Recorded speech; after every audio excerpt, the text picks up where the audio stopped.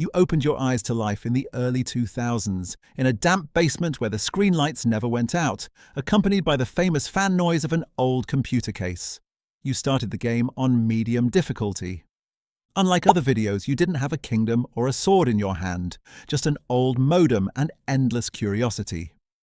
Your family wasn't very interested in you. Your father was an old system administrator, and watching him fix broken parts and those dusty components were your first entertainments. While other kids were running around kicking a ball on the street and scraping their knees, you were fascinated by what that thing called a monitor could do. So I can say you were a bit of an asocial kid. When you turned 7, while your peers were decorating their classrooms for special days, what were you doing? You were trying the password cracking method your father taught you. Your father noticed your interest and said, "Don't overdo it, just have fun. What can he do at most, never mind?" and taught you this method. They thought you would become a doctor or an engineer, right?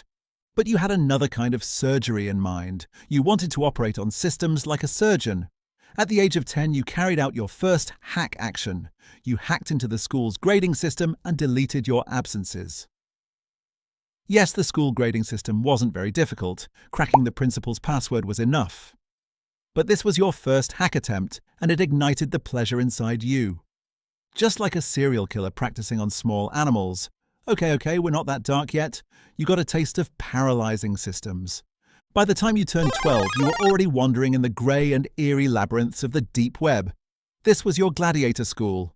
In the forums, you learned not only how to write code, but also social engineering.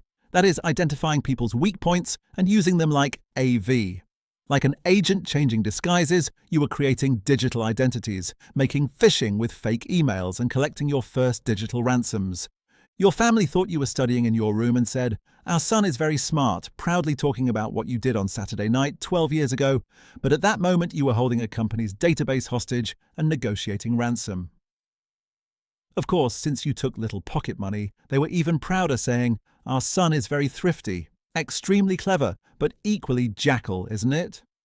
When you turned 18, there were 2 options in front of you, black or white. If you chose white, you would be trained as a white hat agent, becoming the state's cyber shadow, but if you chose black, you would choose the dark side where there are no rules and money talks. After choosing that dark path with no loyalty, you transformed into a digital baron who ran cyber operations for structures like the Russian mafia. You were setting up Bitcoin farms, bringing relatively successful people in the business world to their knees with ransomware attacks. For laundering the money, just like Jeffrey Epstein, you used imaginary companies on the other side of the world that didn't even have a name.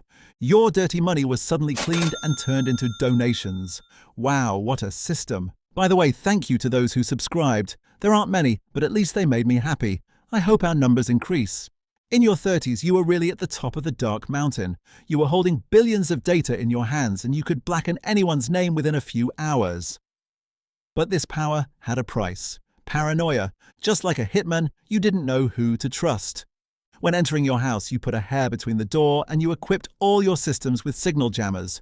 Your social life was a big zero. Your only family was the cold bits and encrypted messages on the other side of the screen. You thought you would enjoy constantly waiting, when will my door be broken down? Not at all, my friend. That stress destroys a man.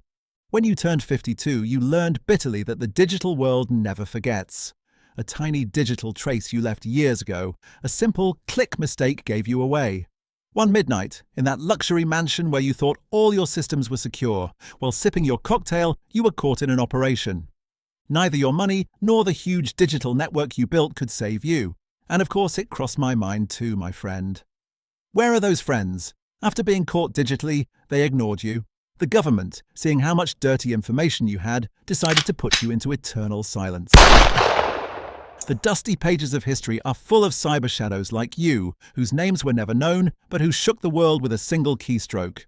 If you want the darker details of this digital world or other what if you were scenarios, for example, a crypto scammer or dark web killer, you can indicate them in the comments. Come on, I left it to you again. See you in the next What If then.